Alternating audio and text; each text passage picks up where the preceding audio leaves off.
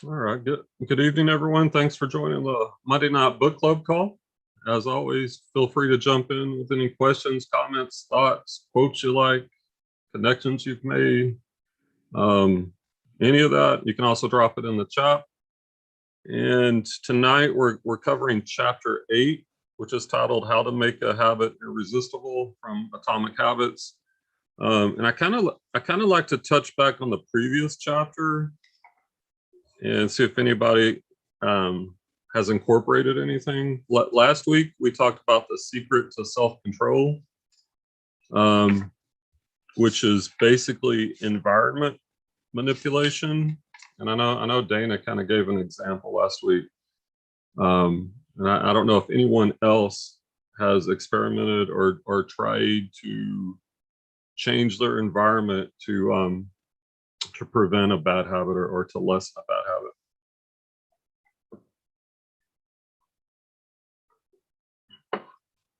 All right, I'll take the silence as enough. Let's go ahead and get into chapter 8 then. Chapter 8, like, to me, there's kind of like 3 big chunks to it. The first part, they're talking about supernola stimuli, examples of that in humans, and the law of making something attractive to reinforce a habit. The second subsection is dealing with dopamine and the anticipation and how dopamine works in the brain. And then the last part is kind of the practical piece, which is titled temptation bundling, which I think is really good and is something that could be incorporated. And it probably works really well with habit stacking, which we've talked about previously also. And before we get into it, has anybody got any thoughts about the chapter? Anything that stood out to them?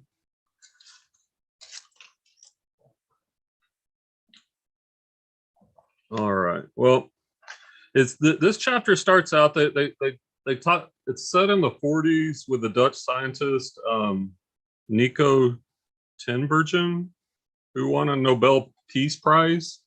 And basically, he was studying herrings, and he found out through his studies that that herrings were born with an instinct to peck at red dots, which when they peck at the red dot on their parents, or I think their mother, but on the parents, that they're fed.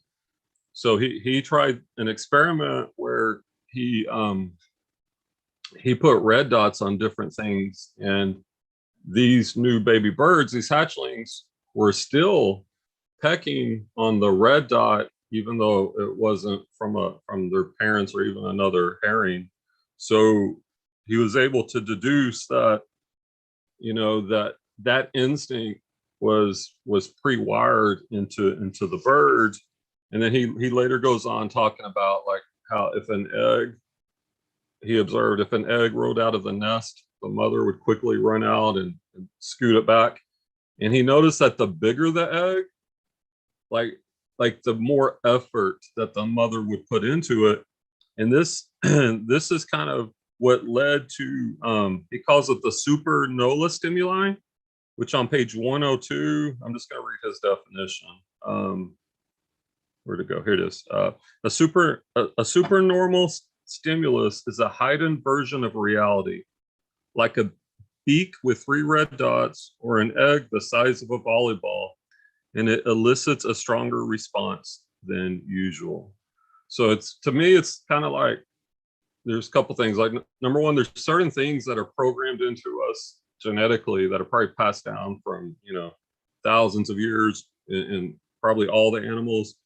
And this idea that that there are certain cues that will elicit a stronger response than normal.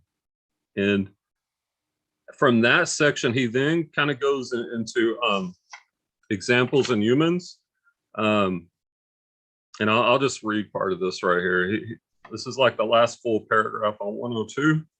He says, humans are also prone to fall for exaggerated versions of reality. Junk food, for example, drives our reward systems into a frenzy. After spending hundreds of thousands of years hunting and foraging for food in the wild, the human brain has evolved to place a high value on salt, sugar, and fat.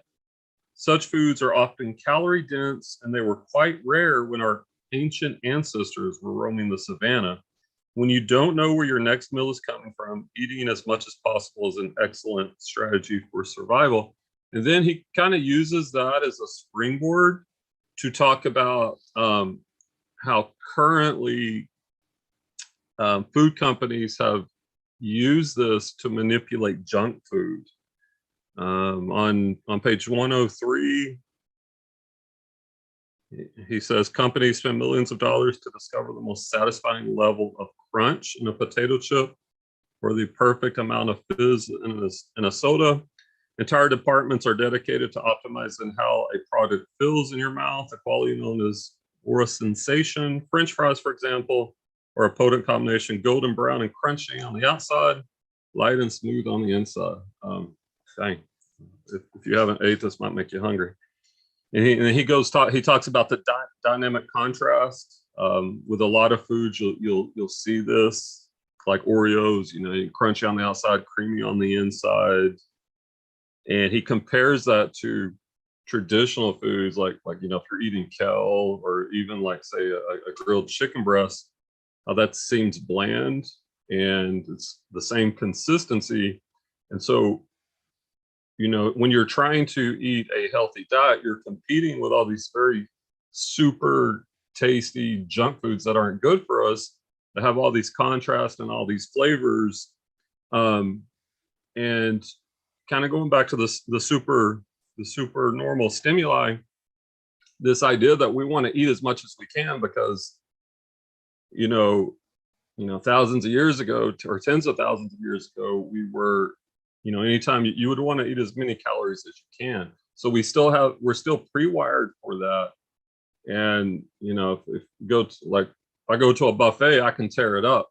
And it's like that's built in. And so that's really hard for us because we don't have those same problems, because food, especially in our country, the wealthiest country in the world, food is not a problem. I mean, even if you're poor, you get the dollar menu and get all the calories you need for very cheap.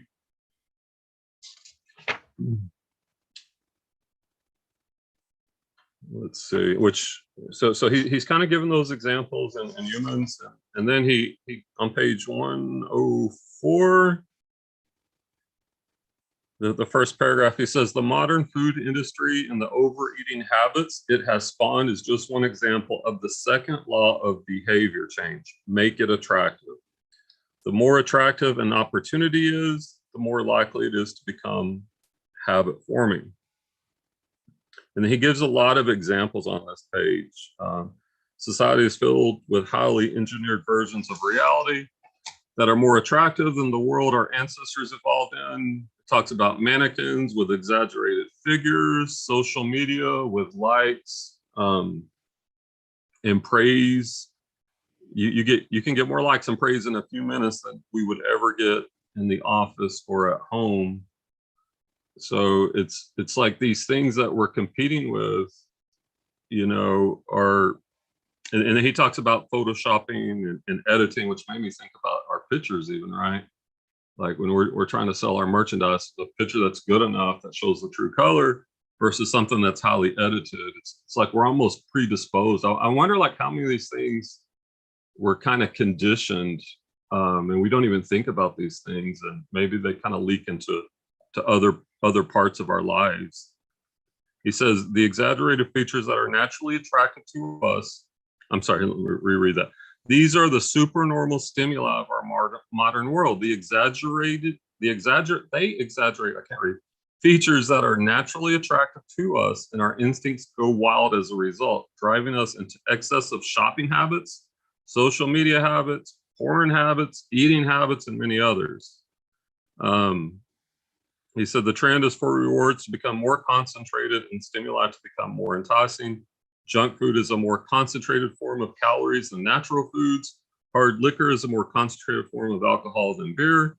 Video games are a more concentrated form of play than board games. And this made me think when I read that, like even now we have virtual reality, which is even a more concentrated form than even, regular video games. Compared to nature, these pleasure-packed experiences are hard to resist. We have the brains of our ancestors, but temptations they never had to face. And I thought that was really good.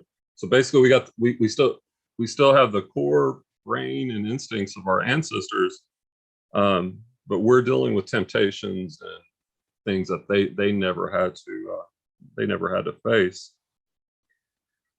He says, if you want to increase the odds that a behavior will occur, then you need to make it attractive. Throughout our discussion of the second law, our goal is to learn how to make our habits irresistible. And I think that's kind of the takeaway. Like, he's given us kind of like the scientific basis of this and some examples in society, but he's coming to this point that we want to use these things to make habits irresistible. While it is not possible to transform every habit into a supernormal stimulus, we can make any habit more enticing. To do this, we must start by understanding what a craving is and how it works. And that kind of finishes the first section of that chapter. Does anybody have any thoughts on any of that?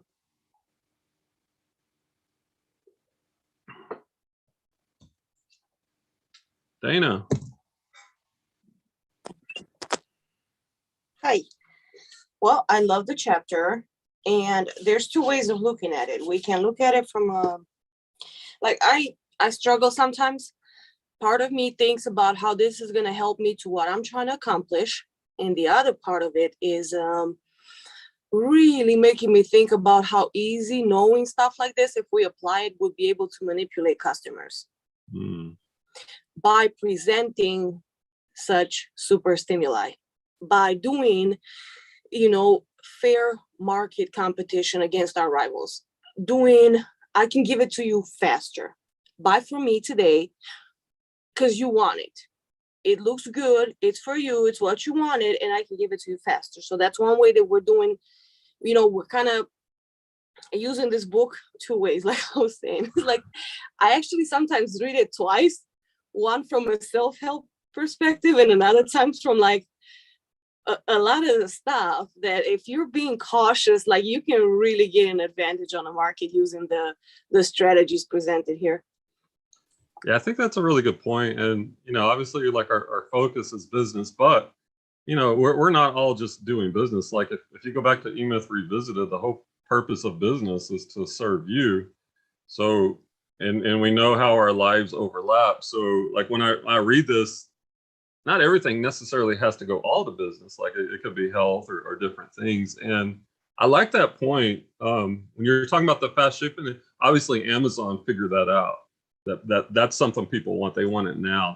We don't have, seems like, patience. Like, all of these I had an epiphany just with what you were saying, Dane. It's like all these super normal stimuli.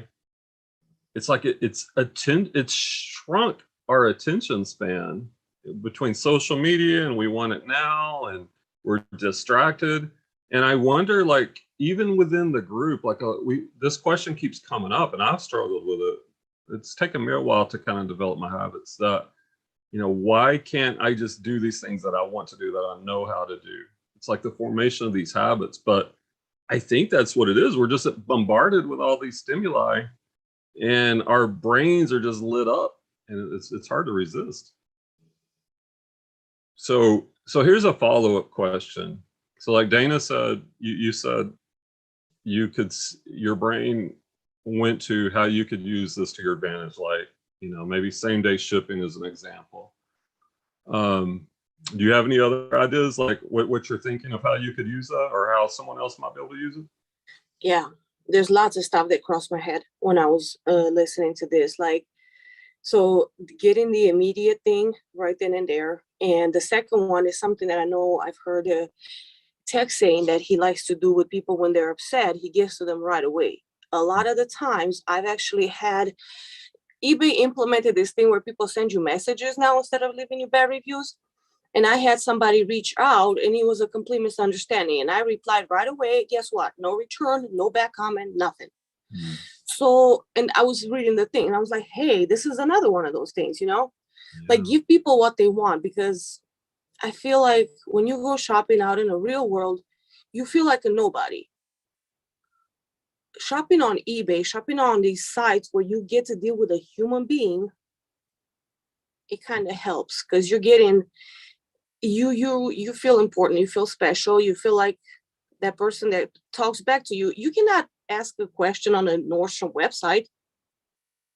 Good luck getting an answer. That's interesting psychologically, and the old saying, the customer's always right, or maybe some of these customers, like, I know we get frustrated with them, but we're dealing with a wide spectrum of all different types. So we don't know what they're going through. Maybe they're having a horrible day. Maybe there's normally a jerk. But I think like something I've learned from tech is to don't take it personal. Just take the emotion out, whether it's returns or upset customers. Just, keep reiterating, and just because it's 2% or probably even less of, because think about this, that negativity bias. Like if you go to your feedback, like I was looking at I have 2,707 as my feedback, and I'm at 99.9%. Now I've had a couple of those removed, but even with that, it's like the number of negative feedbacks is such a small percentage, but those are the ones that we focus on, and all the positive ones, I don't even look at them. Same thing with returns. So it's taking the emotion out, which kind of, because some of the customer, I'm just trying to think through this. I don't know. I'm trying to bring it back to the book. Like, some customers are emotional, irrational, and sometimes we mess up, and that every once in a while too. But if we're nice and professional, but yet firm when we need to be, like maybe those customers are examples of, they're just so stimulated and they're used to getting their way right away that, I don't know. I'm just speculating, right? I don't know what I'm talking about. To tell you the truth, it's funny you bring this up because at times I do the exact opposite and it has tremendous success. And what's that? So I give people attention, but not the kind that most people do. Like I got an example? have what? An example? Yeah. So I have people that buy stuff and people that ask questions. I'm okay with that, but people buy stuff and then they ask me questions like, oh, I just bought this. I assume it's in like new condition and perfect. Does it come with a box? So, the polite thing to say and not care is, eat it and just be polite and be professional. Some days I can do that, not always. And sometimes I talk back. And sometimes I tell them exactly how I feel about it because I'd rather them take the full effect of my emotion rather than I bottle it in and then I let it go in my life with my daughter, my husband, or stuff like that. And to my surprise, a lot of the people responded positive to that. So they backed down, they apologized. They said, oh, it's because it looks so clean and new. I thought it was new. And I tell them, like, I'm happy to cancel it for you. You clearly did not read the description. I would like to cancel the sale. Are you okay with that? And then they check it back. No, I'm very happy. I'm very happy. Oftentimes, these people stayed and keep contacting me for a long time afterwards. That's interesting. I had something similar yesterday. Somebody sent an offer on a pair of LeBron James sneakers. They sent an offer for $50. I think I had it listed at $69.99. I accepted it, and then within like a minute or two, they're like, I put in for $40 and eBay sent you the wrong offer for $50, and they had exclamation marks at the end. I'm like, oh gosh, here we go. But I just kept cool. I'm like, do you want to cancel your order? And they said, like, if you're not going to give it to me for $40, then yes. Exclamation marks again, which they owed me. I probably would have got riled up. I'm like, okay, no problem. I just canceled it. And I'm like, it is annoying. Like obviously eBay did not change their offer. Either they mistyped or more likely, they knew what they sent and they probably get good results with that.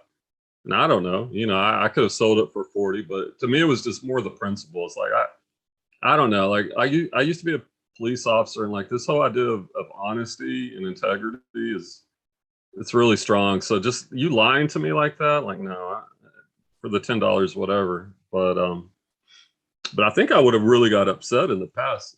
So, so you're saying that sometimes if I'm you saying let that that stuff go, it carries over? I'm saying that sometimes in a polite way, I let people know that they are being unreasonable in their demands and requests. And I notice that it works because I don't come off at them as being rude. I literally am being honest, like a person that they're doing business with. Right. You know, when you come to eBay or other places and other marketplaces where you're dealing with small sellers, you're not dealing with a corporate environment that's got everything standardized. You should not expect that. You're paying a lower price, you're getting great service and personal attention. So oftentimes I have no problem telling them, you know, hey, I'm doing my best. This is what it is. It either works for you or it doesn't. There's no, you know, Right.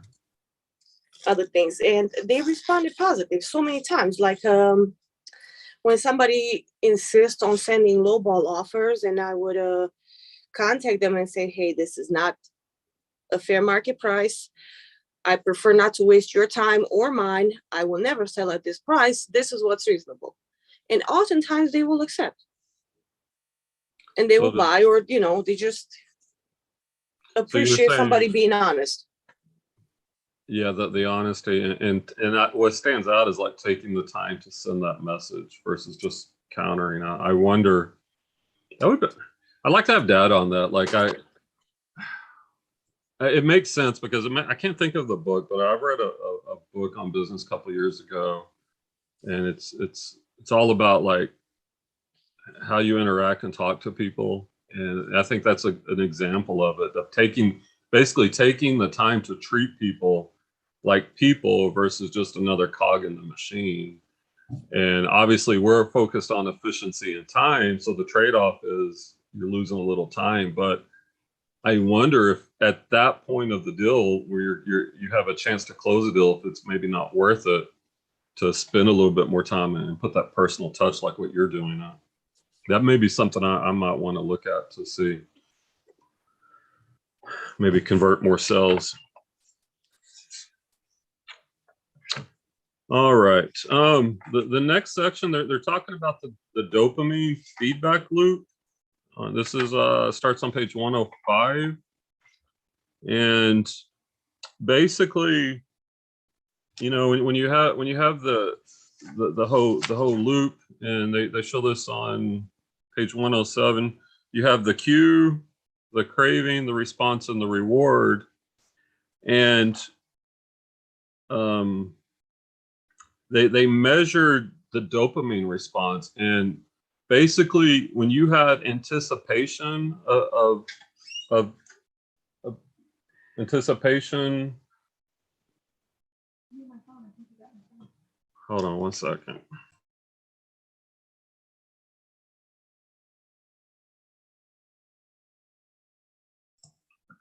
Sorry, I actually grabbed my wife's phone and not mine. But when you're anticipating something, like your brain produces dopamine, and it's that anticipation that is very strong. And he talks about where they studied rats on the third paragraph on page 105. Other scientists also inhibited the dopamine releasing parts of the brain, but this time they squirted little droplets of sugar into the mouth. So they're talking about rats, and that without dopamine, desire is dead, and without desire, action stops. So they were able to affect where rats weren't able to produce dopamine, and they basically they would not eat, they would not even drink water, and eventually they would die. But they tested about putting a little droplet of sugar into the rat's mouth, and the mouse would be very happy with that. So they still could experience pleasure, but without the dopamine being present, there was no desire, which leads to action. And so they're focusing on how dopamine works in habit formation on page 106. they talk about, a slot machine player, and how they can spin that wheel 600 times per hour. Is that dopamine? Is that anticipation? Like if they've hit the jackpot or won even a small jackpot, like it's that anticipation of hitting again, so they'll keep going and keep going. It says in the middle of page 106, when it comes to habits, the key takeaway is this: dopamine is released not only when you experience pleasure, but also when you anticipate it. Gambling addicts have a dopamine spike right before they place a bet, not after they win. Cocaine addicts get a surge of dopamine when they see the powder, not after they take it. Whenever you predict that an opportunity will be rewarding, your level of dopamine spike is in anticipation. And whenever dopamine rises, so does your motivation to act. And that makes me think, like I was a coach for a long time while I was a teacher, and I played sports in high school too. And it's like those pregame butterflies. I think it's like that anticipation of the game. And like once you start playing, you calm down. He says it is the anticipation of a reward, not the fulfillment of it, that gets us to take action. Interestingly, the reward system that is activated in the brain when you receive a reward is the same system that is activated when you anticipate a reward. This is one reason the anticipation of an experience can often feel better than the attainment of it. As a child, thinking about Christmas morning can be better than opening the gifts. As an adult, daydreaming about an upcoming vacation can be more enjoyable than actually